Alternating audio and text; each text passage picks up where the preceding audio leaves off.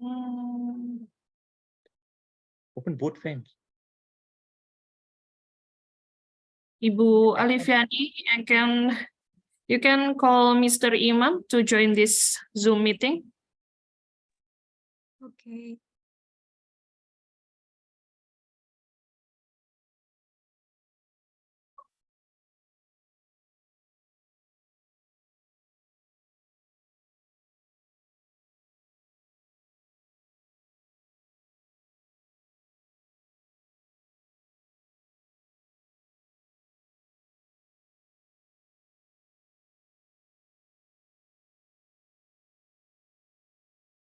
You, Dr. Joseph and Dr. Yani, can you on your camera? Be good. Thank you very much.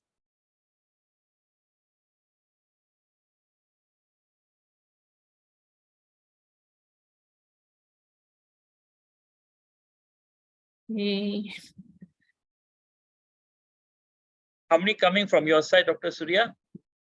Okay, we can start now. Crossing. Okay. Okay. Okay, let me introduce from my department. I Okay. have first Dr. Joseph Boon. He is the coordinator for undergraduate mathematics education program. Okay. For undergraduate, Dr. Joseph, very important person. Then number 2, we have Dr. Teo Sian Hoon. She's a senior and she's a professor at the UiTM, and she was in charge for research matters in our faculty. She's a very orang kuat person dekat faculty pendidikan. Okay, she's a very, very active researcher, a very prolific researcher. Then we have Dr. Nur Hayani also. She's from Faculty of Education also. She's also into problem solving also. And we have another Encik Akmal is not here. Yes, apa khabar? Okay, let me introduce what we are going to do today. I think for my colleagues who are here, our objective here is to do collaboration research. Our KPIs are research and publication. And apa khabar, Imam, Wayudi, Pak Imam, okay? Okay, Prof. Singh, sorry for being late. No problem. Ini Yeah. I just introduced to my colleagues who are here to introduce with all of you guys there. Yes. Because I just introduced Dr. Joseph, coordinator of undergraduate program. Yes. Professor Teo, she is the senior researcher and she's a professor of faculty of education. Her area is mathematics education per se. She has done lots and lots of research. Then we have Dr. Norian Hayani. He's from Faculty of Education. He just joined us last year. He's a very active researcher also. Then we have actually Mr. Chong is the coordinator for master's program. He can't make it today. All right. He can't make it today, but Dr. Teo will help out to look in which way we can collaborate. And also Inse Akmal, who is doing area on cognitive and metacognitive. He's also quite busy, can't make it today. So whatever we'll do, so as we discussed last week, Dr. Surya will present on a study that she has done on cognitive and metacognitive. Then after that, the second part, I was discussing about the usage of ChatGPT among instructors in the university. So we do collaboration on that. That will be on I am currently developing the instrument. So we cannot do the research now until the instrument is already valid. Then I got option number 2, kalau if you want to hurry as much as possible. Okay. So Thank you Dr. very much. Yeah, thank you very much, Professor Singh. Just would like Yes. to have a report first on Yes. our meeting with the director of postgraduate program. We just Yes. met with the rector and also with the director of postgraduate program, and we will send the letter, the formal letter soon. And then we have reported our collaboration plan, and our director of postgraduate program is very happy. And we reported to him that we have a meeting this afternoon to discuss about the joint research between University of Islam Malang and University Technology Mara, Malaysia. And my colleague, Dr. Sonny Elfianto, PhD, he is the person in charge for cooperation and international development, overseeing the aspect of joint research, joint community service, and joint academic program. So he will be also with us. And sure, I will monitor the presentation from both sides. and looking forward for this very important collaboration. Here we have Associate Professor Alifiani. She is the head of the English, the Mathematics Education program for bachelor degree. And we have Assistant Professor Suryasari Faradiba, PhD. She is the head of the Master of Mathematics Education Study program. I think that's the introduction from our side, and I will give time for Dr. Suryasari Faradiba to present and then continue the activity like Professor Singh mentioned. Thank you so much. Yeah. Okay, I will present our research about metacognitive. Can you see our slide? Yes, can. Okay. Okay, thank you. Good afternoon, everyone. Assalamualaikum warahmatullahi wabarakatuh. Respectable Prof. Singh from UiTM and respectable Dr. Alifiani from Unisma and Bapak Ibu semuanya, mohon izin saya untuk present our research. Actually, I'm very happy because we can continue the discussion regarding our joint research this afternoon. We hope to learn a lot from UiTM, of course, and I think it will be a valuable experience for all of us. Before, I convey greeting from the postgraduate director of the Islamic University of Malang, Professor Masud Said MM, PhD. He very support this program and hopes that this activity can continue in the future. Now I will present our research we have done related to metacognitive.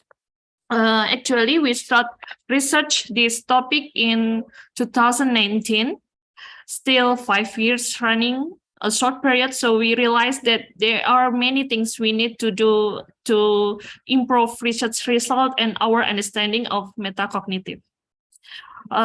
In fact, our research on metacognitive focus is on metacognitive failure. We haven't researched anything else because of our limitation. We start this study using Goose metacognitive failure scheme. In this scheme, there are 3 types of metacognitive failure. That is metacognitive blindness, metacognitive marriage, and finalism. But we more often encounter students who experience metacognitive blindness, so we discuss this topic more than other metacognitive failure. Our research is previous research. You can see in this slide. Our research tries to explore metacognitive blindness in students who experience math anxiety. The analysis results show that students who experience math anxiety can experience metacognitive blindness during the problem-solving process. The red flag, which is dominant in metacognitive blindness, is error detection. This red flag occurs because subjects with mathematics anxiety pay less attention to the detail of the problem, so they miss a lot of important information. The subjects seeing the problem only on the surface based on the words they read in the problem presented. Our second research in 2019 is about metacognitive therapy for mathematics disorder. This research describes metacognitive therapy, or MCT. We call it MCT for students who have mathematics disorder. MCT therapy is done by asking metacognitive questions consisting of comprehension, connection, strategic, and reflection questions. In 2020, we are still research metacognitive blindness. The new thing that we discover in this research is metacognitive blindness can also be experienced by students with good learning achievement. This research was conducted on students majoring in mathematics education with the best academic achievement. And in 2022, in a pandemic, we invented the idea of metacognitive myopia. In this study, subjects were asked to work on math problem individually and then be interviewed online to confirm the occurrence of metacognitive myopia. The results show that the subject experienced metacognitive myopia indicated by a red flag of the error detection. Berikutnya, in the same year, we also research vandalism. Di sini, this qualitative research was carried out about May 2021,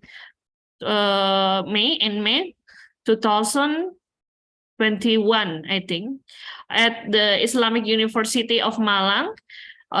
This research, we are giving mathematical problem on the fundamental theorem of calculus. Personally, no research has explored metacognitive knowledge in the teaching and learning mathematics at the university level. Data were collected by interviewing students on case encountered during calculus learning. The data were analyzed using short version of the grounded theory due to time or research constraints.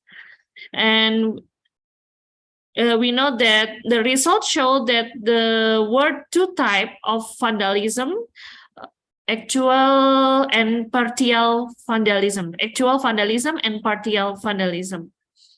In 2003, in this year, we searched metacognitive blindness in hybrid learning associated with various learning of software, one of which is GeoGebra. We can see what we say and how we do the role of metacognitive blindness in mathematics online learning using GeoGebra. Kemudian, the other research is metacognitive blindness in mathematics online learning, jadi specific in online learning. And the last one is the seeing without thinking, the role of partial metacognitive blindness in mathematics problem solving. I think itu browsing beberapa previous research yang pernah dilakukan oleh kami. Mohon arahan berikutnya. Terima kasih. Wassalamualaikum warahmatullahi wabarakatuh. Thank you, Pak Imam. Saya kembalikan ke Pak Imam.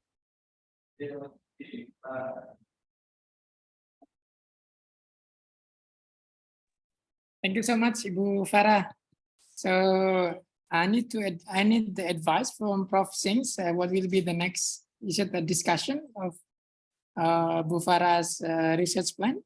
Okay, thank you. So now I see you all are done on metacognitive, but you all are using the linguals of blindness, myopic.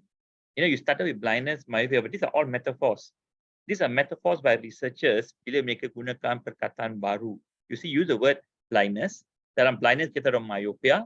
Dalam blindness kita ada impairment. I notice it. The person yang mulakan ini ialah Goose. You kata tadi G-O-O-S kan? Yes. Let me tell you. Do you kenal it? You kenal dia tak? Tidak. I don't know him. Okay, let me tell you how these people take the idea. In fact, yang paling asal sekali dalam topik ini kan, dia keluar problem solving. Lepas problem solving, dia keluarkan perkataan kognitif. Lepas kognitif, dia keluarkan metacognitive. Okay, metacognitive, the asas is thinking about the thinking. Itu kita semua tahu kan. So, but how to measure thinking out of thinking? So, one of the people say is to see what is going on in our head. Biasa kita buat protocolia thinking aloud process. That's how we see how students think. Kita tidak tahu bagaimana cara pada berfikir selain pada kita gunakan thinking a lot protocol. Dengan lain perkataan biasa ini qualitative study. That we'll know bila kita suruh pelajar buat soalan, right? So bila setiap langkah pelajar ambil kita, what are you doing? What are you doing? What are you doing? So that we can know the process of student. Because I think like metacognitive, most important is a qualitative study. You know, for metacognitive, because we want to the students thinking, what are they actually thinking before they solve the problem? Is it process thinking or thinking? So now you have done quite a lot. Now my question to you, go back to you, is what is it you want to do? Because I think will not be right for you. What's satu kerja yang sama, or you want to do something new in this relation? Do you do something new in this topic or macam mana? Because you have done a lot, correct? You have done a lot. So now with our side, metacognitive, I think with our part we have done quite a bit. Like Dr. Teo. Dr. Teo, you want to suggest something, Dr. Teo? Yes, Prof. Anjit. Actually, my PhD students, together with Dr. Joseph, also doing something about this topic. And the focus here is to look into how students solve a problem in fractions. Okay, and she relate to metacognition, so that this is how, but she carry out qualitatively on this matter. So she also have the instrument. I think the instrument is from a very established instrument. She got it from previous researcher. I think specifically she target in solving problem, okay, in this aspect. Because of this research that she conducted, so that we also further study, we have a grant on this topic. So I think we can collaborate on this research. So maybe you might want to see in which focal area you want to join collaboration so much easier. And Dr. Teo, since you have done already, maybe can further with our counterparts, which area do you want to focus? Like see now, Dr. Surya, she talked about in general mathematics. Dr. Teo should talk about fractions per se. Can you see a difference? So now maybe might want to go into certain focal area will be much, because why? When we do research, especially when you get publication, we do a focal area be much better. But and people want findings how to improve fractions per se. Example like Dr. Teo doing. So Dr. Surya, what if like Dr. Teo is doing on fractions per se on metacognitive? Dia sedang dalam pipeline, dia sedang buat. So what do you think about it? Into fractions per se. So that means we can our objective going to be a joint publication, correct?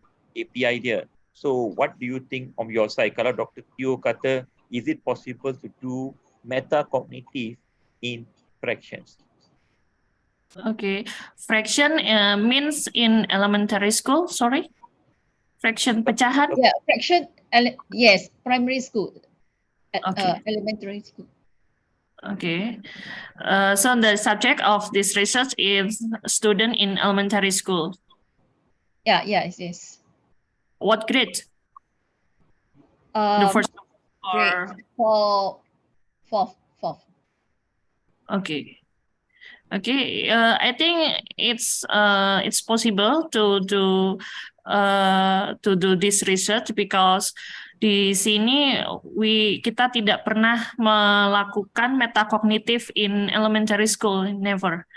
It's something new for me and for our research in Unisma, I think, and it's a good idea, I think. I think it'd be a good start to do on this one also, because you notice it, majority of research, maths education, they also do many on the fundamental, because like after numbers, fractions is the most important thing after numbers. So maybe you might want to look at this area of the, so we do on metacognitive on fractions, then can further scope which focal area you all want to do. How is it, Dr. Surya? Okay, Prof. I think it's kita dapat collaborate in di area itu. Gitu. I'm agree. Okay, good. Dr. Teo, are you okay with Dr. Teo? Are you okay with it? Yes, I think we can. Firstly, we can come to what joy publication, because since that we have one research grant on this topic, so that maybe we can have more writing and focus on joy publication first. Is it okay? But their side is they do not have the research so far on this one. So what will you propose, Dr. Teo? They do not have, because now they have not done on fractions yet. You have done on fractions. So how will you propose a joint fractions for this? Maybe I look into the data. Actually, the data is come from our side, where we focus on students from what I say that year 4. Year 4 means that primary 4 students Okay. from our country. So that this is our focus in our research. Maybe in terms of, may I know that any research grant from your side? Any research grant? Dr. Surya? Can we the data too? I mean that we need the instrument so we can get the data from student in Indonesia elementary school. Is it possible, Dr. Teo?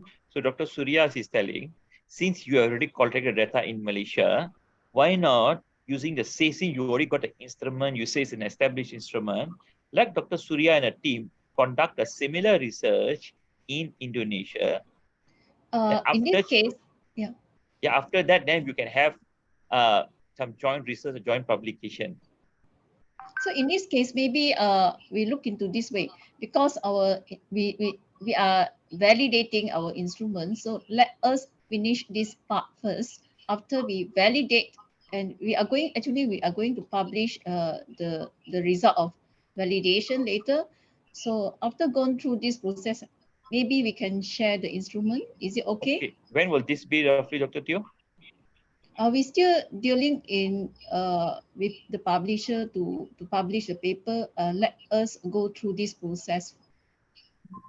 Oh, so that means because why? You give Dr. Surya a timeline. You see.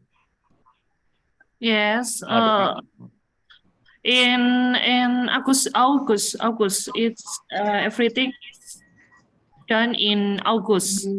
How long does the data validation process take? We already done the process. It's just that to publish, to get the publisher to publish the instrument. So kita harus we are wait for how long? Alternatively, actually, it's my plan. Alternatively, I have another research which is on looking into teacher. It's not on student, but teacher. The other aspect, teacher. Okay, we Teacher. are looking into how teacher they coordinate this matter. They coordinate means that they apply these metacognitions on the teaching. So that one is another part. I think better on teacher. This project we are going to start soon, but we have not done yet. This one, I think we can start from this the best from the other aspect. Okay. The teacher of elementary school. Assalamualaikum, Bu Riani. Teacher, no. This one is teacher, pre-service Halo? teacher. Is our students Ya, oke. from our Silakan Bu university. Riani bisa berdoa terlebih dahulu, Bu. Mr. Yayan, Yeah. I'm sorry, your son is in the Zoom. You can mute, Pak Yayan. Okay, thank you. Yes. This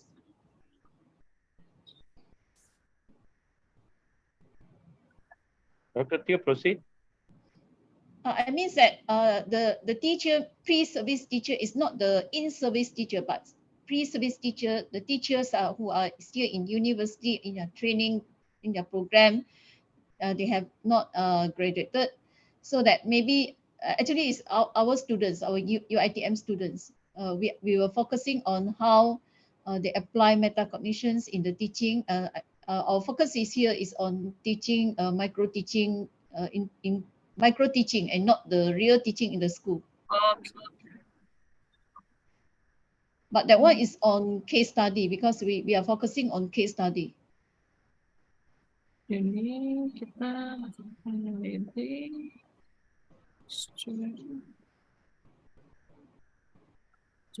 So we can research our students or our teacher.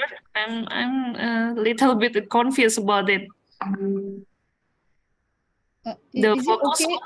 Do you have students, mathematics students, in your university? yes, I have in Pre-service bachelor and in undergrad. master. Yeah. In bachelor and in master mathematics education. Under degree. Dr. Surya, apa Dr. Teo cakap di sini, kajian ni ada buat di kalangan pelajar-pelajar undergraduate. Mereka dah Okay. pelajar-pelajar pendidikan, cara penggunaan metode kognitif dalam bila cara mereka mengajar. Walaupun mereka masih lagi pelajar, cara penggunaan di kalangan pelajar-pelajar ini yang bakal jadi guru. Okay. Itu cadangan Dr. Teo. Okay. So we can research. We change ya.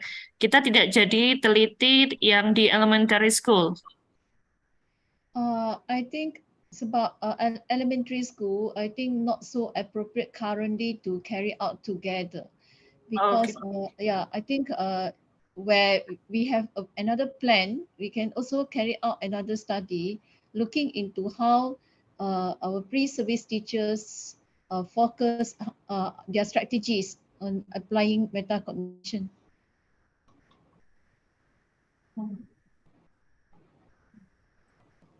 Okay, kita pun macam ini, Dr. Surya, you boleh nanti sambung perbincangan dengan Dr. Teo. So sekarang kita boleh memperhalusi apa hala tuju kita nak ambil. So satu metakognitif. So Dr. Teo cadangkan kita gunakan pelajar-pelajar undergraduate untuk penganalisian metakognitif mereka. Ini pelajar-pelajar yang bakal jadi guru. So tapi kita boleh memperhalusi perbincangan ini antara Dr. Teo dengan Dr. Surya lah, cara kita nak mengendalikan. Sebab yang paling utama sekali, kita akan tuliskan apa tujuan kajian dan apa objektif kajian. Bila dipersetujui oleh dua-dua belah, baru kita boleh mulakan. Because end of the day, there must be a problem statement. Mungkin problem itu dekat Malaysia, bukan Indonesia. So tak, Indonesia tak nak buat. So kita akan buat. So maybe Dr. Teo and Dr. York can have a discussion, because our objective of this one is to do a small mini group. Terus kita boleh mulakan kajian ini. Because end of the day, to do any research, kita perlu ada statement of problem daripada kedua-dua belah.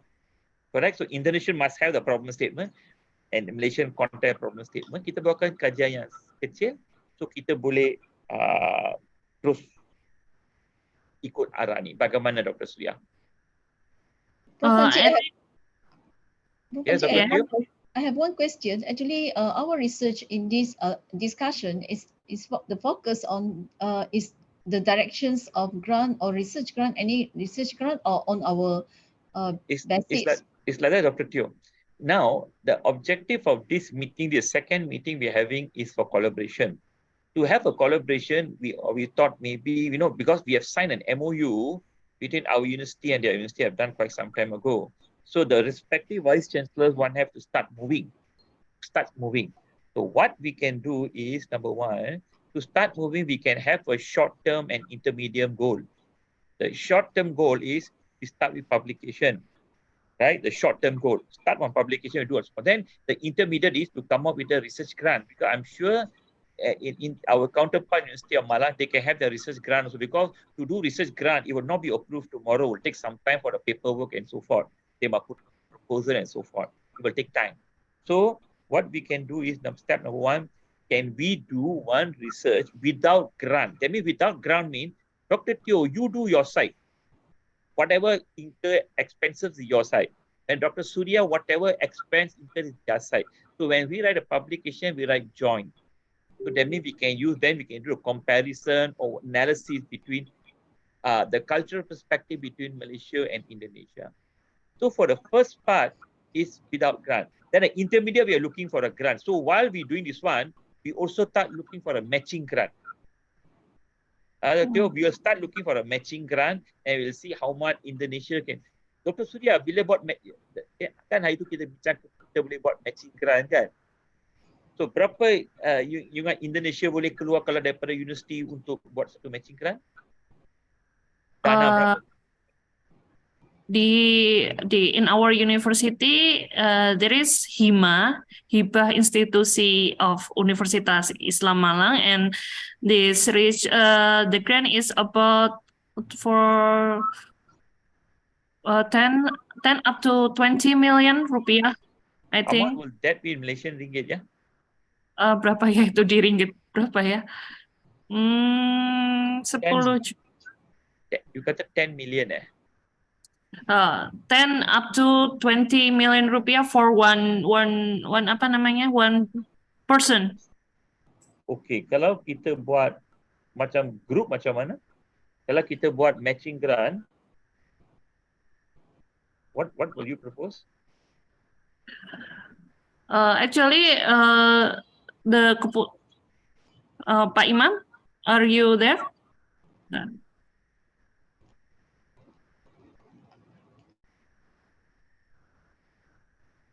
Untuk Okay, 10 juta is Yeah. Malaysian around 3,000 ringgit.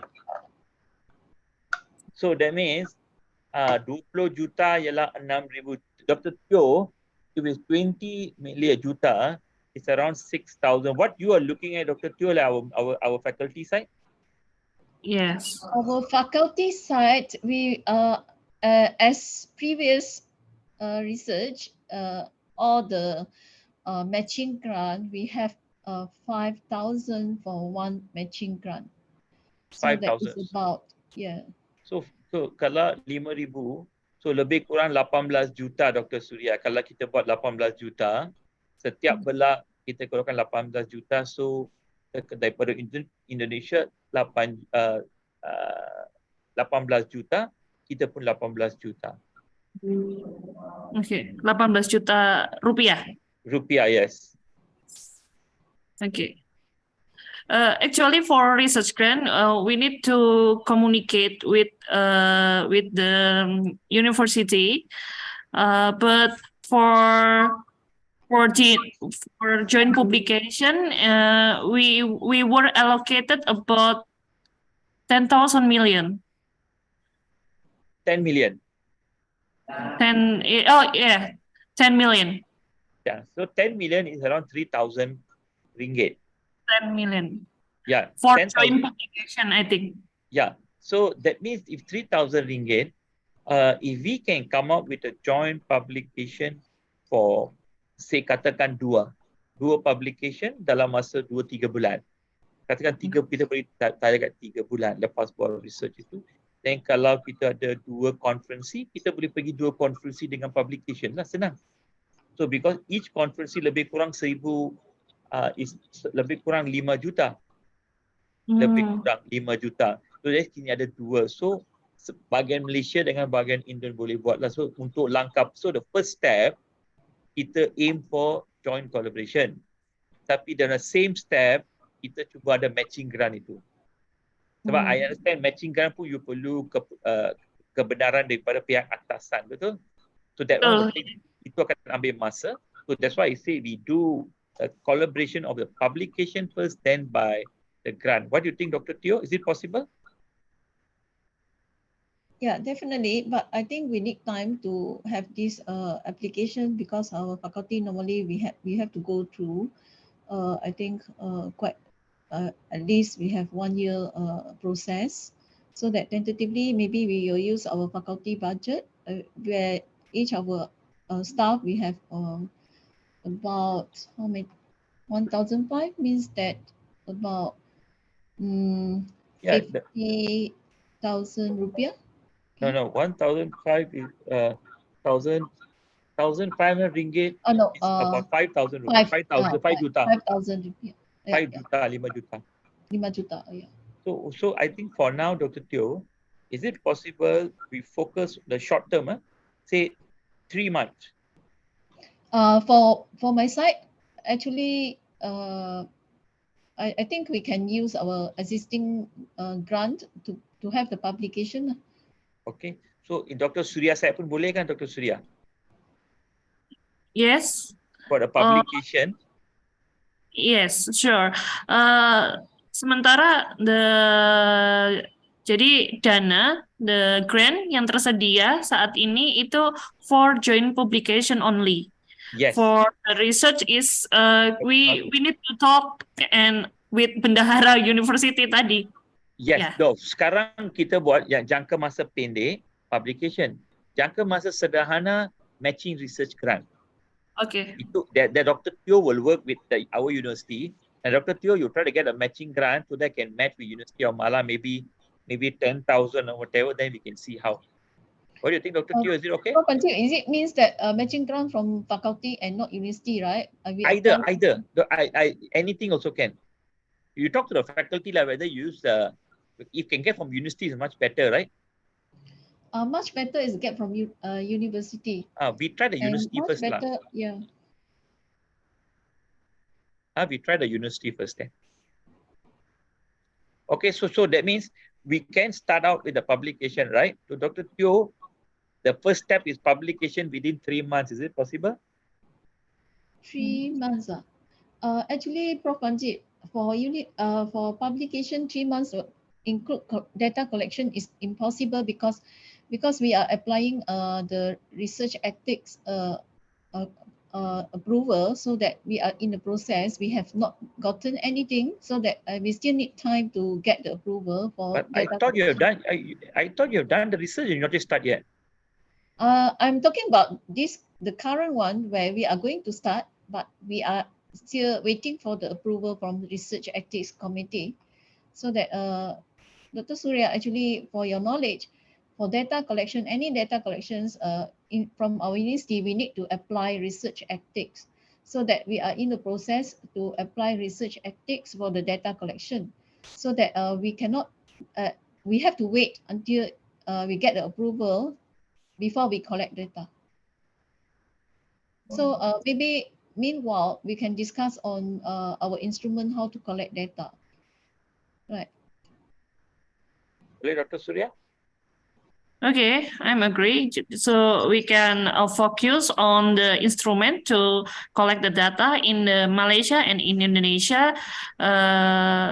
Kemudian kita bisa compare the data and start to writing the publication, I think. And one more thing is about the sample. Okay, Dr. Surya, can you brief me about your students from your side? Which group that you can take, or those who are undergoing the micro teaching students, means that they already done their micro teaching? Maybe Bu Alifiani, you can help me to about the student in bachelor degree. In which year? semester 6. Semester 6. Semester 6 means that year 3 student, right? Yes. Third year student, huh? Yes.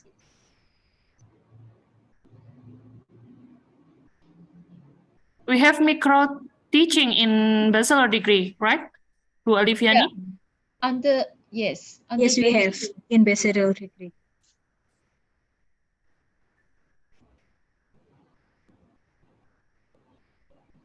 Can I show you the this one? Maybe later I can show you the instrument. I'm looking for the instrument that. No, but what I'm trying to say, Dr. Teo, like the ARA focus, then you correspond with Dr. Surya, because not everybody is going to do this metacognitive, correct? So is it possible, Dr. Surya? Okay. So what you do, you will get Dr. Teo's, akan masukkan Dr. Teo dalam group itu, so can have further discussion on this. Okay. So will be more fruitful in that way. So Dr. Teo and you all can share emails and also can share how to move forward for this first step of collaboration on publication. Okay. Oh my God.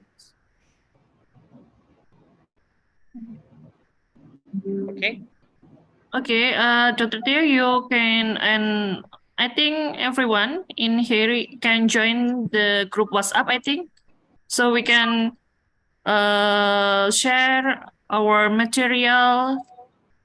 How about this? I think we do like that. We do like this. You see now Now within this group, they might have 2 or 3 different directions. Am I right? Right.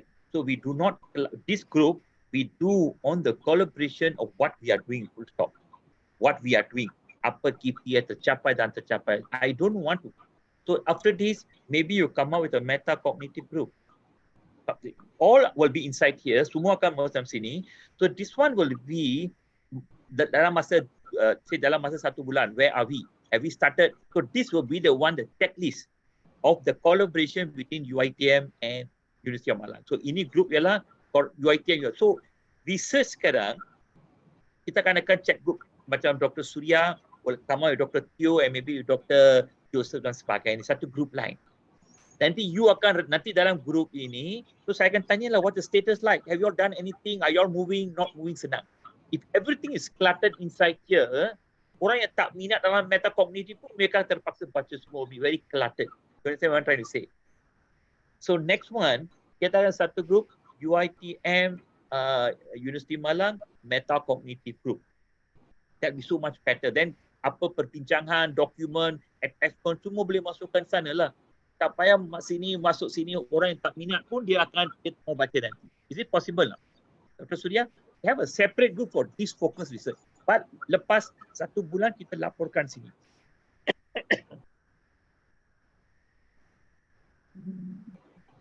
Okay, so we need to make a timeline, I think, for this research. Again, make one? Timeline. Yeah, you of course have to. Of course have to, because you akan katakan apa time. So this one you discuss with Dr. Teo lah nanti. Okay. We discuss Dr. Teo timeline, because why? End of the day, let me tell you, it will be a joint.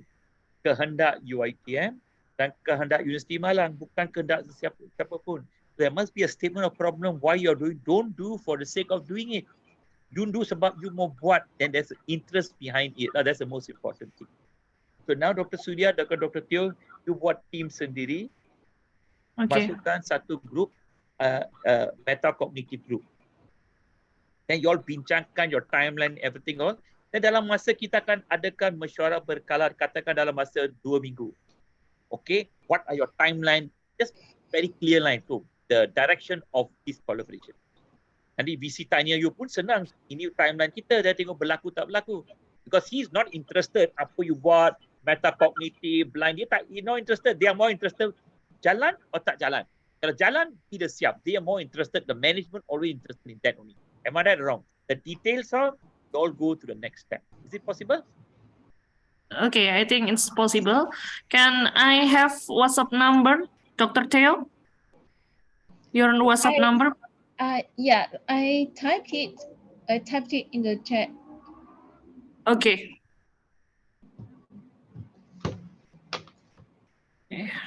Okay. Next issue. Next one.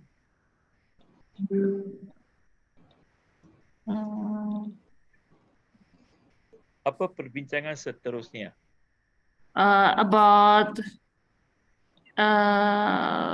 itu apa tadi? Your ChatGPT, betul? ChatGPT. Yes, betul. Saya nak buat ChatGPT. Okay, ini yang kedua kita akan buat pasal ChatGPT. So saya nak beritahu sekarang ChatGPT dalam instrument development stage. Okay, saya tidak boleh. I'll show you the instrument mana hala tuju kita dan apa fokus kita.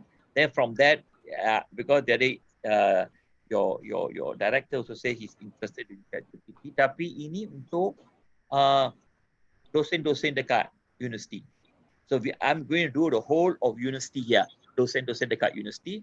So like the problem statement left sekarang, ChatGPT telah diperkenalkan sejak November 2021, right?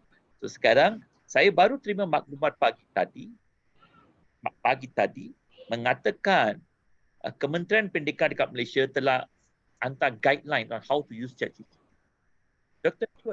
Have you read the guidelines, or Nurhani, have you read the guidelines of usage of ChatGPT in universities in Malaysia? But the guideline is from other university. It's not from KPT. No. From KPT announced today, they said they sent already, not from other universities. The Menteri announced in the newspaper university, Not and using. they have sent a circular to all universities on the usage of ChatGPT. Menteri said, Means that it is standardized, right? supposed, but my question is, have you all read the clearing? I have not. I have not. Is it from the email? No, I'm asking, have you got? I know I've not received anything so far. I did not. I did not. So that means although the Menteri said to Lanta, but we do not know. But whatever is it also, whatever they gave also. So I think the first step, kalau kita nak memperkenalkan ChatGPT, inilah pertama. Okay, let me share the instrument. Okay, cikgu, I share the instrument which I'm doing now. Post able participant. Okay, can you let me to Surya? Let me share. Okay, wait. Sebentar. Functions. Siapa ini host? Dr. Tio is a host di Zoom. No, I'm not the host. I was chance barusan ini. Dia kata host disable participant screen sharing. Okay, wait. Mbak Nafisa. Itu dibuat bisa share screen untuk yang di UiTM.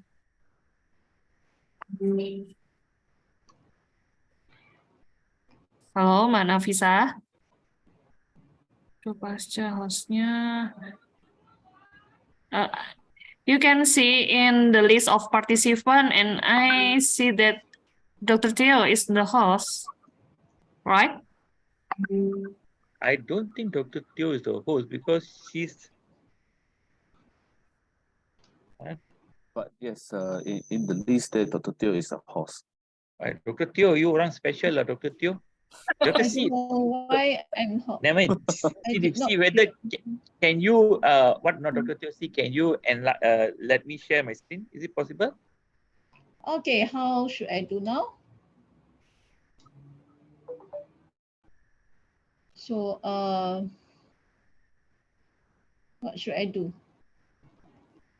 You can participants, stop. I go to participant and then I just I host.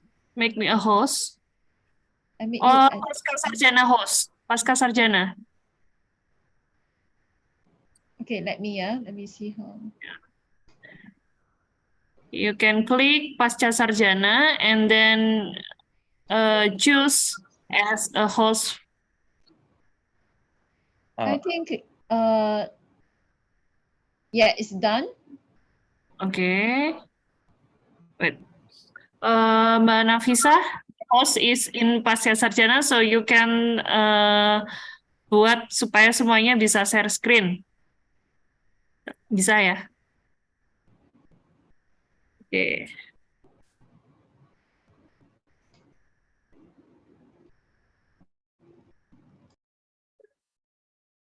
Okay, it's done, Mbak Nafisa? No, not done yet here. Belum.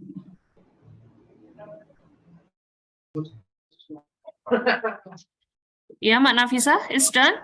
Everyone in this Zoom can share this screen, I think. No, cannot. Cannot. Wait.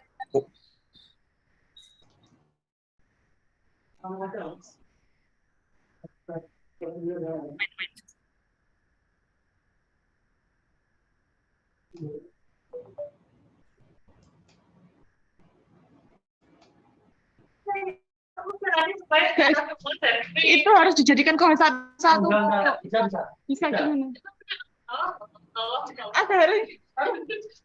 Okay, no, the host is I already.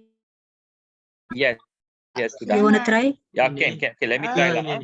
Ini klik ya. Oh no, jangan share screen. Apa? Ini kan ada tanda panah toh. Ini. Okay, Ya. sekarang saya share. Nah, ini. Oh. Lah, mati. Nanti Okay.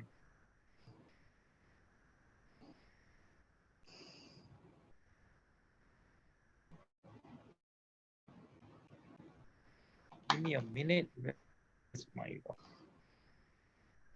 Nafisa help to browsing as a co-host, so he can share screen, I think. Can wait, give me a minute. Yeah, I can do.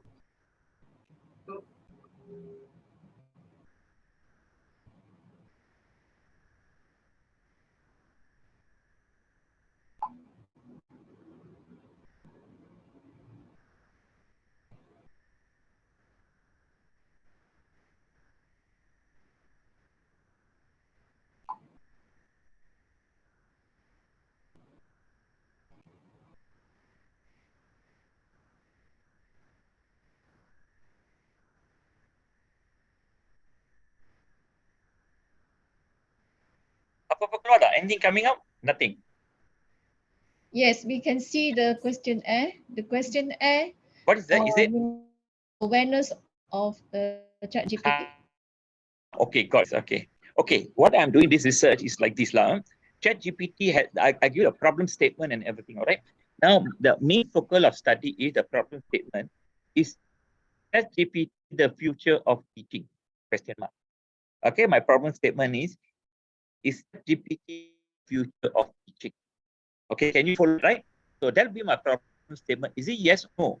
So, but the literature says yes. Some say no. So if ChatGPT is the future of teaching, the first step is to implement a curriculum. The most important thing is the instructors. The instructors are the one, the front line, who will see whether it is possible or no. Okay. So now, what I'm going to ask from the demographic, now I want to look at the instructors' awareness, readiness, confidence, and usage of ChatGPT in their classroom. If the instructors are not ready, if the instructors are not confident, then we'll say ChatGPT is not the future of teaching yet. So this is the first step, all right? So they understand, right? My problem statement. So what I'm writing here is the first, this is the demographic. My main variables is like this. Number one is instructors' confidence towards the usage. So now we will know whether are they confident in using or no. That's variable one. Number two, acceptance. There are many people outside that do not accept it. Initially, when it was launched, I did not accept it at all. I say it's not good for development. But after a little while, my mindset changes. So the second variable is acceptance of ChatGPT, the main domain. The subdomain of acceptance, we're going to measure acceptance via perceived benefit. Do they see the perceived benefit of using ChatGPT? Number two, do they see the perceived challenges of using ChatGPT? Number three, do they see the adaptation intentions of ChatGPT? This is under, and the fourth one is attitude towards change of using ChatGPT. So this is under the domain of acceptance. And so now are the instructors, what are their views of the acceptance of ChatGPT? When we use the acceptance, we can measure under perceived benefits, we can measure perceived challenges, adoption intentions. That means there are some people who do not know much, but they have the intention to improve themselves. And number four, their attitude towards change. The second one is instructors' awareness of student usage. Now, this is very important because why? We thought, in turn, myself, when I was doing the initial part, I thought we as instructors know more than students. Whereas students have been using ChatGPT for a very long time for their assignments. So we thought this thing is something new. And when we talk with students, they said, yeah, we have been using it for our assignments. You see now, the instructors are they aware of students' usage of no. So here we'll look the subdomain, awareness of students' engagement with ChatGPT. Number two, responsive and guidance of ChatGPT of teachers against the students. And number three, the next domain is impact of assessment authenticity. Here we are asking the instructor about the impact of ChatGPT on their authenticity in terms of academic integrity, number one, domain number one, academic subdomain. Number two, fair evaluation. So these two domains are for assessment authenticity. My fourth one is fair evaluation. Is it fair for students to use ChatGPT when some other students are not using it? So here, then the fourth one is, the sixth one is validity of students' performance. What are the instructors' views of the validity of students' performance using ChatGPT? So one is, what do they feel about student skill development? What they say about student assessment accuracy? So this is the one, what I'm doing. My objective of doing this is, number one, are instructors using it? If yes, are they confident in using it? If no, why they are not confident? There are many issues. The most fundamental issues in the research says that it's not fair because ChatGPT will do students' work. That means they're looking at authenticity of evaluation. So we want to see which focal is on the instructor's side. So this was the first step. After they undo a lot of qualitative, this is just the quantitative part, step number one. I also have drafted another similar instrument for students, but I don't do students first, I do instructors first. Because most important thing, the objective of this whole thing, my thesis statement is ChatGPT the future of teaching? Question mark. Itu soalan saya. If it's yes, that means I must get a positive evaluation. If it's no, I will get a negative evaluation from here. So that's my first one. Because let me tell you, no PhD studies have come out yet on this one. ChatGPT tidak ada. Tidak ada sehingga ini study PhD. Right, masters, some people, but no, I've not seen anybody doing yet. So this instrument, I'm going to pilot it very soon. So this is what I intend to do. Langkah pertama. Langkah kedua saya akan buat dengan student. Similar one dengan student. Langkah ketiga saya akan buat qualitative dengan ini. Questions? Question from anybody? So this instrument is for teacher, is for all teacher, not specific on mathematics teacher, I think. It's for instructors in general. Okay. It's not school teacher, it's instructors in the universities. It's not school teachers. I don't want to go to schools there because it will carry more impact on universities instructors. So this is on university instructors, not school teachers. So that means any dosen-dosen that University Malang. Okay. Oh, for all instructor, not specific in mathematics. No, it's general. Okay, general. Okay.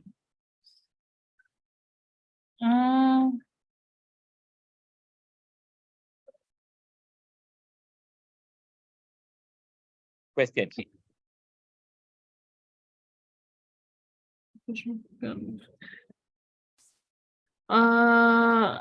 I want to know apakah ChatGPT is usual in Malaysia, because in Indonesia some of students do know about this ChatGPT.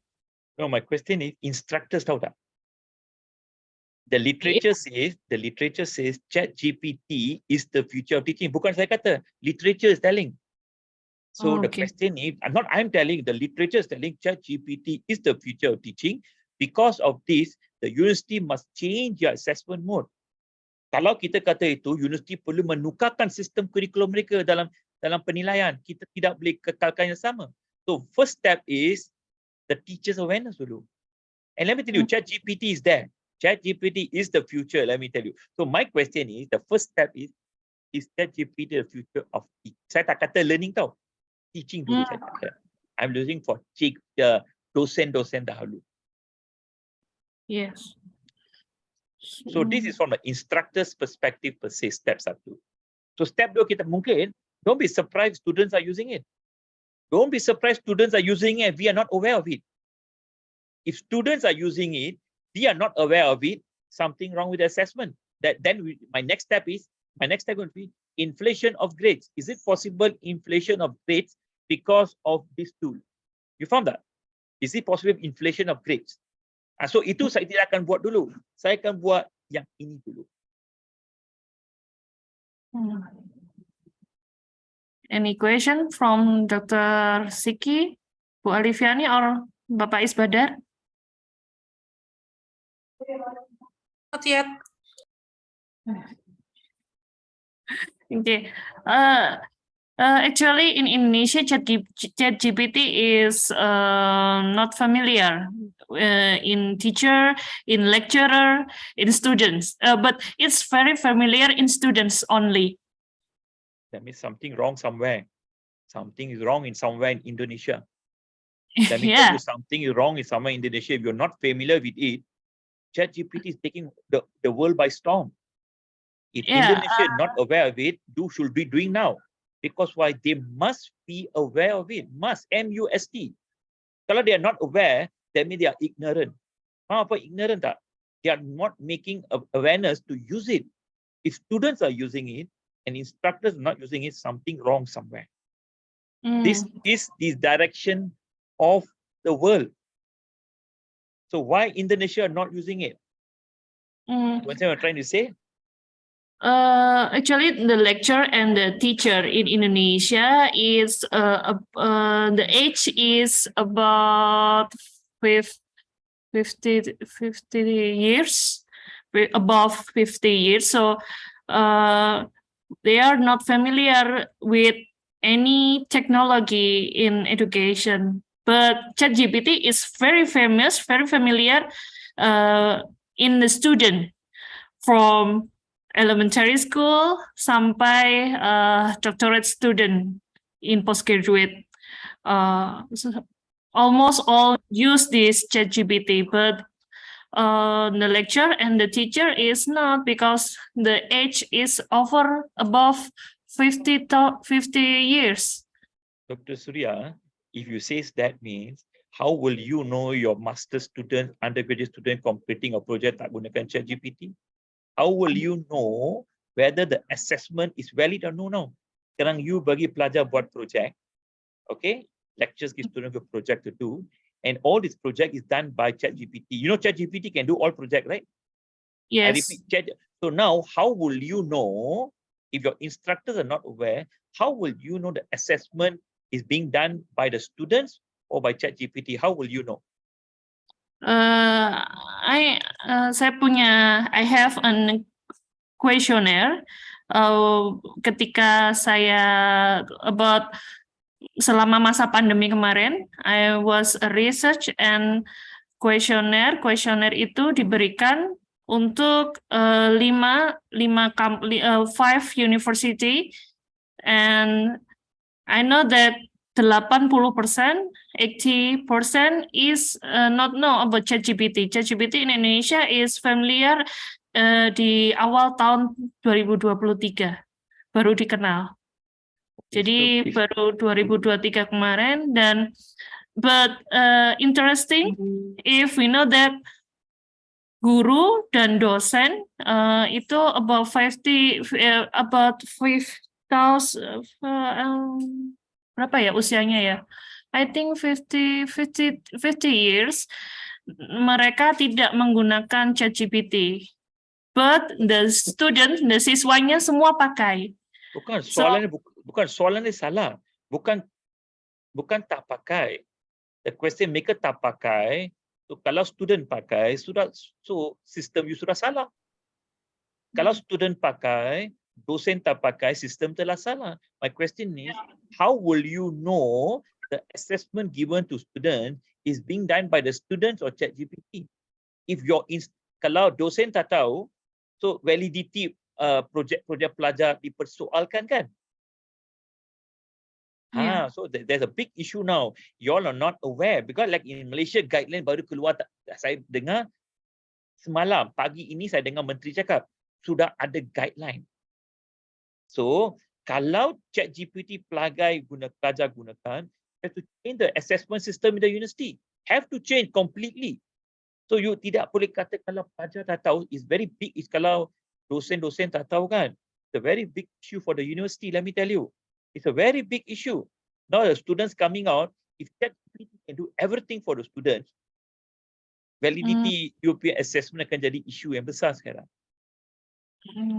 Then I Understand or think interesting to research about it. It's not compulsion, but I'm doing for my university this one because a very new thing. It's a very new thing because why? If the instructors are not aware, that Yes. means there must be a policy to make them aware. If the instructors are not aware, there must be a policy from the university to make it. So this is like a policy matter for the university itself. If your thesis statement, instructors are not aware, so you tidak ada data untuk sokong ini. Because the literature says ChatGPT is a storm of the world. Kalau Indonesian you tak ambil, that means something is not right. So the university, now do you have some finding to say ChatGPT pencara tak tahu? Katakan seluruh dunia kata bagus, Universiti Malang kata tak bagus. So that means there must be a policy matter. So this would be like a policy study. Same thing at UiTM now. Same thing at UiTM. My question I'm asking them is there a future of teaching? When I say future teaching termasuk assessment dululah. Kalau dosen-dosen tak gunakan, kita perlu mahirkan mereka. Kita perlu adakan polisi untuk bagaimana setiap dosen akan diperkenalkan dalam penggunaan ChatGPT kerana pelajar-pelajar gunakan. So that's why now question is, after this, what going to ask students, dia gunakan tak gunakan? Cikgu, ChatGPT is a very powerful thing. Dia boleh buat PhD thesis ayo I repeat, ChatGPT can do student. So that means, kalau ChatGPT boleh buat thesis PhD, why the instructors tak tahu? Kenapa dia buat tak tahu, tak mau untuk ilhamkan untuk gunakan? They have to change themselves. We cannot say mereka tak gunakan. Soalan ni, kenapa tak gunakan? The next question going to be, kenapa tak gunakan? There's going to be a question now. You understand trying to say? Why tak gunakan? So that will be from I'm not telling must do. Cikgu, kita boleh buat topik lain. This is what I'm doing currently lah. Okay, already 211 already. So 211. Ni kita boleh bincang mula, kita boleh menggunakan metakognitif itu. We can continue with that. And this time we can see how. Okay. Nur Hayani, you have anything to say, Nur Hayani? You're very quiet. Okay, I tried to Google the one that you said KPT already give the guidelines. Actually, it's not. I didn't find it yet, but for my reading here, the UNESCO already released the quick start guideline to ChatGPT and the AI in higher education. Yeah, So- Minister announced just now, earlier this morning he announced. So I saw the online portal. He was a university multimedia or university telecom. He said, I telah hantar kepada semua universiti tempatan. That's what he said. That's why I wanted to ask the university whether they are aware of it now lah. Okay. Okay. Anything else? Yes. Yes, Professor Singh. I'm Yes. sorry. Let me introduce myself. My name is Badar, and I teach micro teaching in undergraduate program browsing. Okay. You are very inspiring man, and I'm agree with you. I absolutely agree that ChatGPT is the future. But I have an idea about this ChatGPT. I have a student in micro teaching.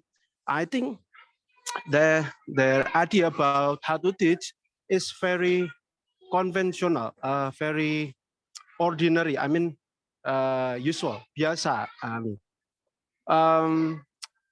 We can make some research about this student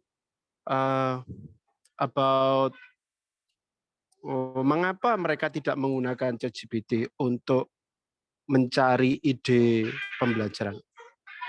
In English, bagaimana in English itu? Bukan, siapa yang tak How say it in gunakan? English? I understand kenapa mereka tidak menggunakan ChatGPT dalam Yes, pembelajaran formal. I have students, so my student can be the subject of the research about this because I feel that my student not using the creativity or their innovation about how to teach so well, so meaningful. I mean, just procedural thinking. They use the model of teaching with procedurally, so it will be so monotone in my class. Implementing like one model, terus, and then the other model, not tidak ada improvisation, tidak ada improvisasi dalam pembelajaran. So I think ChatGPT will be useful for them, and this is can be the good topic to the research in pre-service teacher, but my student is in the second years crossing. Is that okay? Okay, no, see like this. Let me tell you. Your question is, why my student, kenapa pelajar saya tak menggunakan ChatGPT dalam pembentukan minda sebab mereka gunakan prosedur dan sebagainya. Soalan ini saya tukarkan balik. You tidak boleh tanya soalan berdemikian. Kerana pertama sekali mereka, ini saya punya statement saja. Okay, hipotesis. Student menggunakan ChatGPT untuk menyelesaikan masalah atau menjalankan projek-projek yang diberi oleh dosen. I repeat. So, kalau projek yang diberi oleh dosen-dosen adalah projek yang prosedural, so mereka akan ikut itu. Tapi kalau dosen-dosen yang memperkenalkan macam you kata prosedural kan, prosedural dengan relational diperkenalkan oleh Richard Scam 1972. So, kalau dosen yang memperkenalkan relational thinking dan sebagainya, pelajar akan gunakan. So, pelajar sekarang dia gunakan untuk menjawab soalan-soalan yang diberi dalam projek mereka. So, they are not using that untuk jadi lebih kreatif sekarang. So, pensyarah yang perlu jadi lebih kreatif untuk tanya soalan-soalan yang relational. Baru macam orang kata, bapa borek, anak rintik kan? You know, the pepatah kan, bapa borek, anak rintik itu pepatahnya. So, itu pasal kita akan mulakan pensyarah, lepas tu pelajar. Katakan pensyarah tak gunakan. Dan katakan pelajar gunakan. Ada satu isu yang sangat besar sekarang. Isu sangat besar. Kenapa dosen-dosen tak gunakan? Itu soalan pertama. Soalan kedua, kita tanyakan pelajar, kenapa dia gunakan ChatGPT untuk buat kerja-kerja? Sebab ChatGPT adalah the future of teaching. Dan cara kita menilai pelajar terpaksa bertukar. Kita tidak boleh bagi mereka online assessment sudah. I'm telling you, tidak boleh. Nak bagi projek pun tidak boleh. Sebab dia boleh buat. Nak buat thesis statement pun tidak boleh. Dia boleh buat. So how are we to change the assessment? So this is still new. Ini masih lagi awalan dalam literatur. So langkah pertama, selalu yang kata pemangkin ialah dosen. Diikuti oleh pelajar. So mungkin kita boleh buat concurrent lah. Satu untuk dosen, satu untuk pelajar. Because pelajar pun saya sudah, instrumen saya telah keluar. So I agree with you, pelajar gunakan. So pelajar sekarang dia gunakan untuk menjalankan projek mereka, menyelesaikan masalah mereka yang diberi oleh dosen-dosen. That's the one. Memang itu bukan saya kata, literature kata.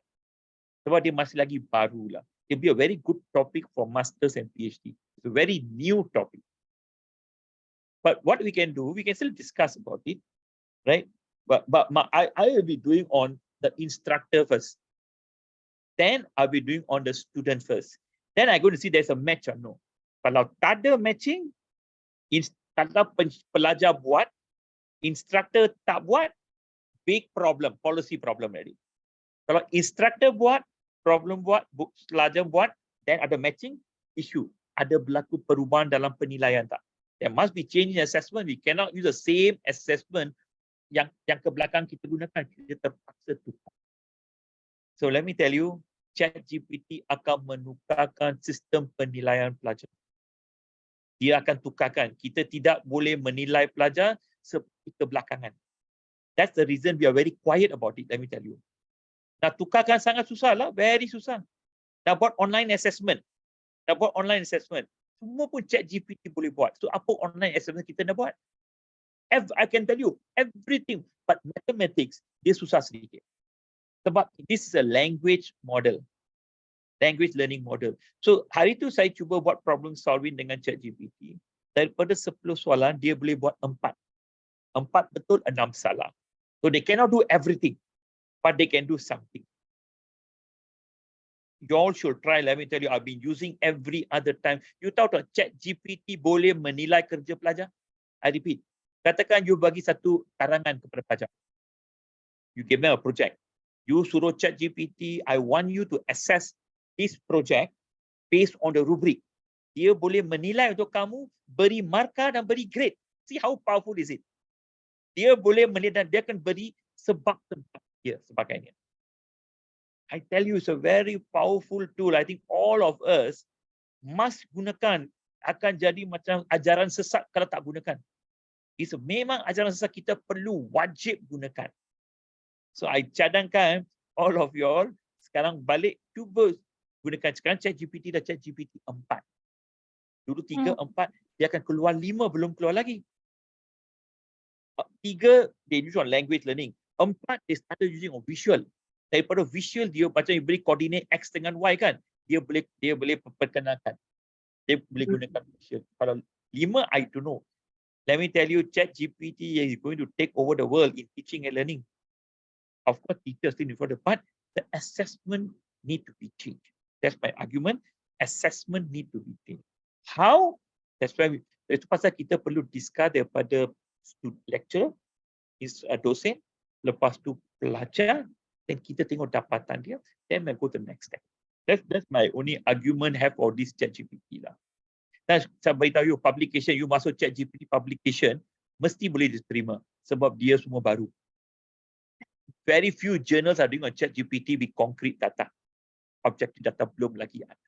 So that's the reason why I became interested in this. But again, kita boleh bincang lain kali lah, cikgu. Who are interested, we can bincang kata, kita boleh masukkan dalam group kita lah. I think masa pun sudah 2:20. So, any more questions?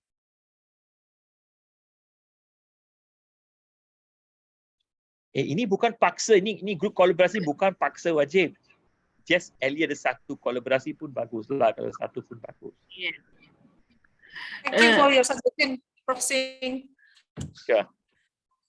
It seems that we really need to study more detail regarding the ChatGPT because this is practically new in Indonesia.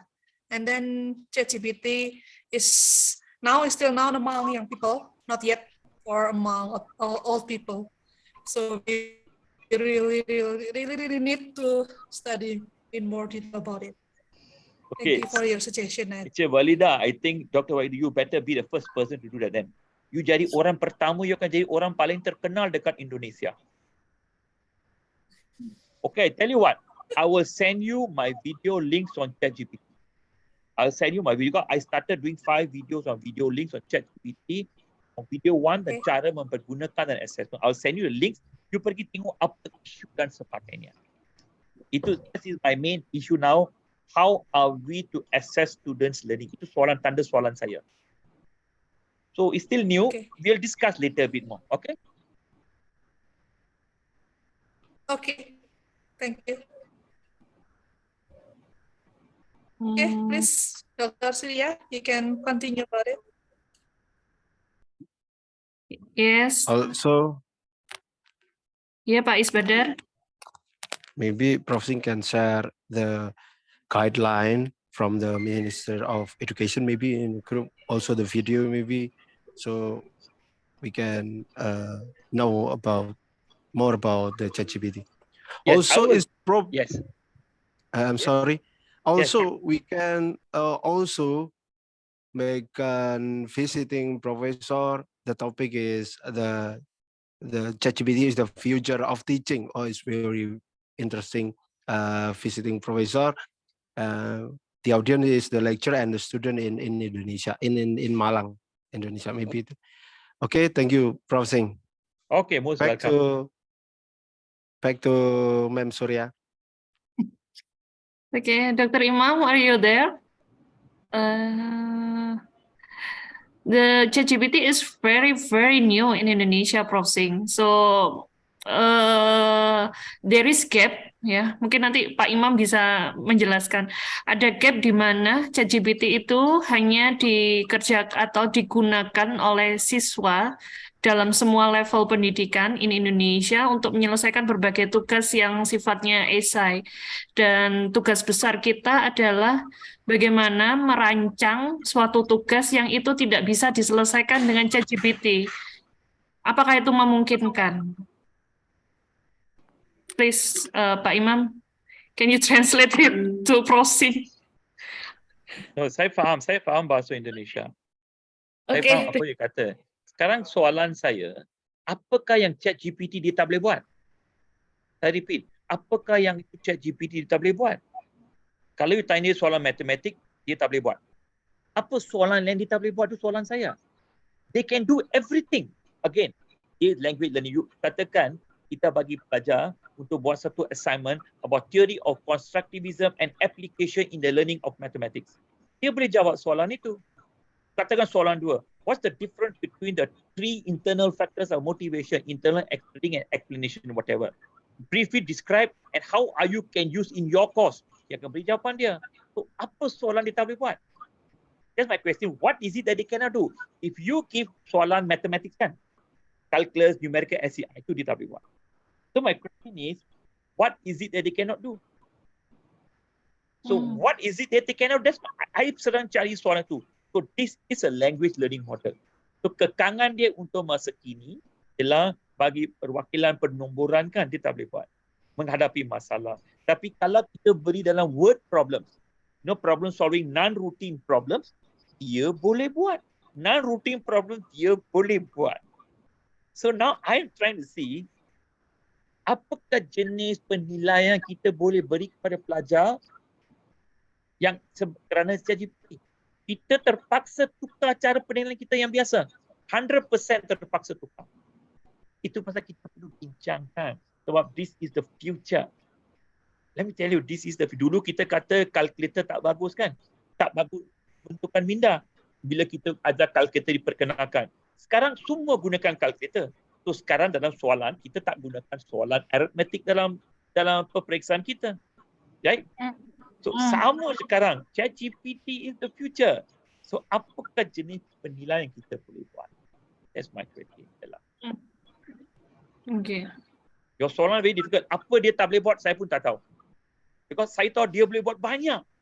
So apa dia tak boleh buat, saya pun sedang cari itu. Because it's a very intelligent. Let me tell you, ChatGPT is more intelligent than me. ChatGPT is more intelligent than me, 100%. What I know, ChatGPT knows. That's how powerful it is. People might deny the fact. They are denied the fact.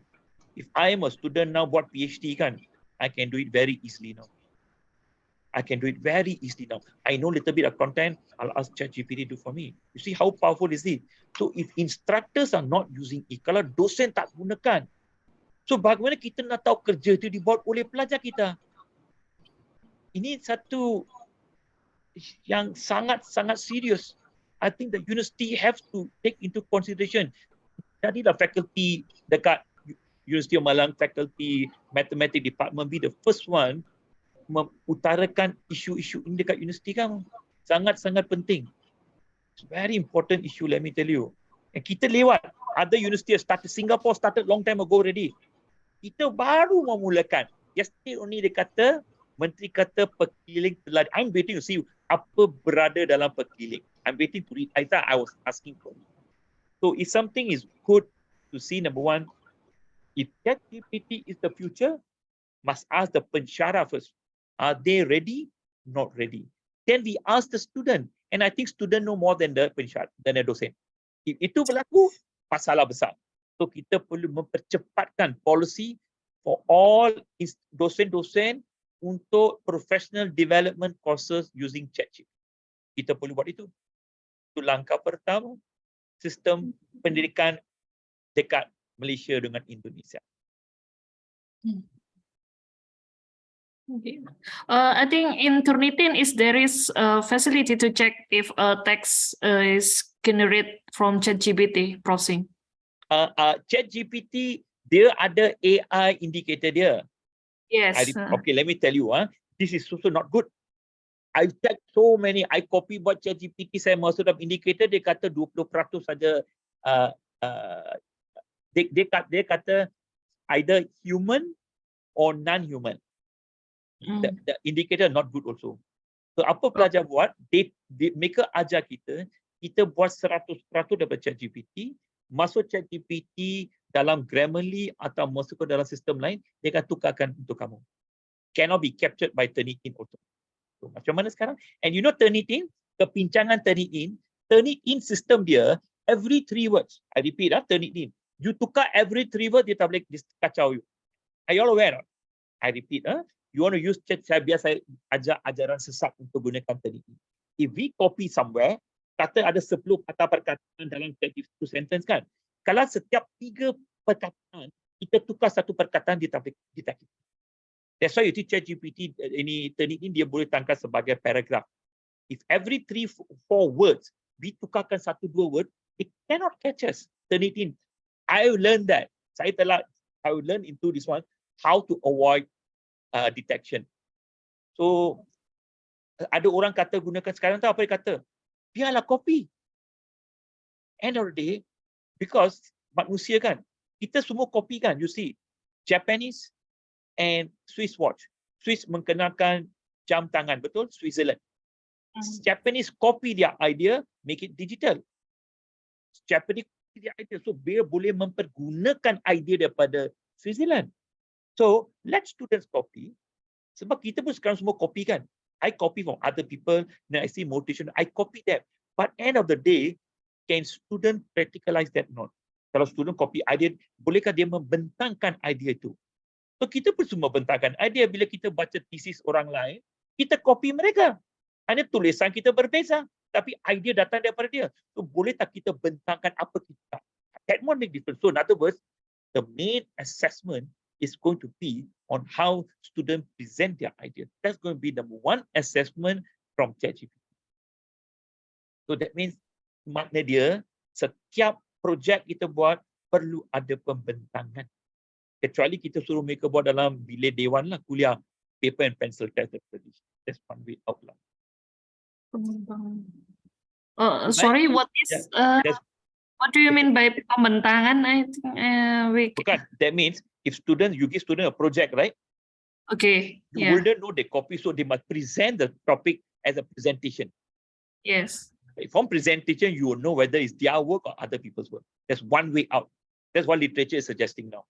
Until we get a proper management how to look this, number one is go back to the traditional paper and pencil test, exam hall. Ada penyelia jaga kan, dosen-dosen jaga. Satu, kedua, have a lot of presentation skill. You beri mereka project, dia ada buat, beri mereka bentangkan idea tersebut. Kalau mereka buat sendiri, mereka boleh. So that is the assessment structure. That's the idea giving for literature. Bukan saya punya idea literature, saya setuju lah. Yeah. Actually, I assign my student to write a scientific article in my class. And I check some of the reference and I cannot find the reference.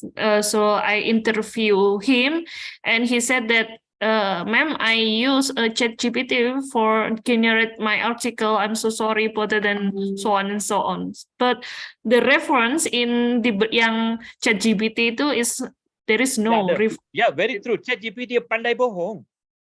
So pensyarah pandai ChatGPT-nya 10 citation out 10, 2 mungkin benar, 8 bohong. Dia letak saja. So that's why bila kita buat, kita cannot copy bulat-bulat. Kita tengok betul tak betul. Kita perlu check lah. Kita tak boleh ambil secara bulat-bulat. Sama bulat-bulat kita perlu baca sekali lagi. So reference tu memang agree. current time ChatGPT dia letak saja dia bohong. So we have to look at this lah, how to overcome it. Saya telah masukkan 2 link untuk ChatGPT dalam WhatsApp. Go back and see dalam thesis statement saya.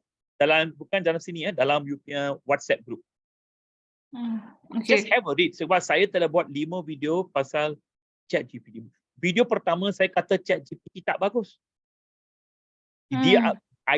Tapi lepas lama kelamaan, I baca so much, I kata ChatGPT is the future of teaching. And let me tell you, all of you all must use lah.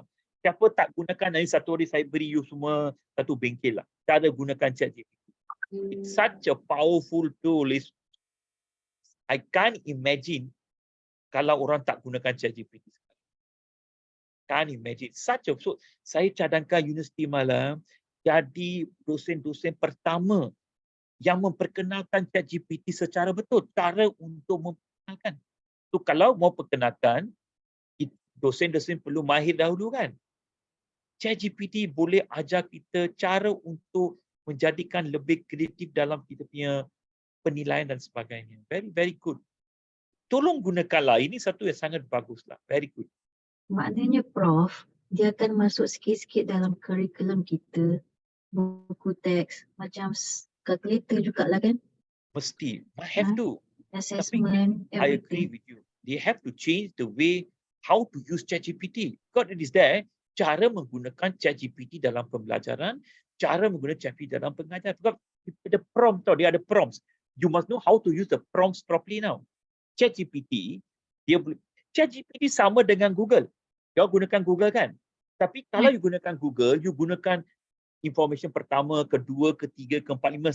ChatGPT buat sekali saja. So you tahu dah sekarang, saya jarang gunakan Google sekarang. Saya gunakan lebih ChatGPT. Terus terang, I tell you, ChatGPT is such a powerful tool. Dosen-dosen, kalau tak biasa gunakan, biasakan sekarang. I tell you, saya sudah macam mau pension, sudah dah tua dah. Yang muda-muda kamu pastikan ini adalah masa hadapan pembelajar pengajar gunakan ChatGPT. Sistem kita terpaksa tetap. They have to change. Okay. Thank you, Prof. Okay. Thank you, Prof. Singh. We will study all the material you have shared in this meeting, and maybe we can discuss in our in other meeting. I think. Sure. Yeah. Thank you for your time, Prof. Singh, and juga Dr. Nurhayani. Thank you for your time to this meeting. Nice to meet you. Thank you. Okay, then conclude the meeting.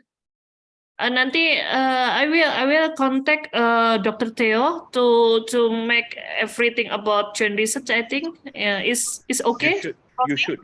Yeah, tolong you contact Dr. Theo to how to go towards that direction. Okay. Yeah, I'm here. Okay. Later we can contact and we can see how we can do the arrangement. Okay. Thank you, Dr. Theo. I think it's enough for today. Prof. Singh. Cukup. I think it's done enough already. Okay, thank you. Once more, thank you everyone, and we will study all the material that Prof. Singh share in this meeting, and thank you.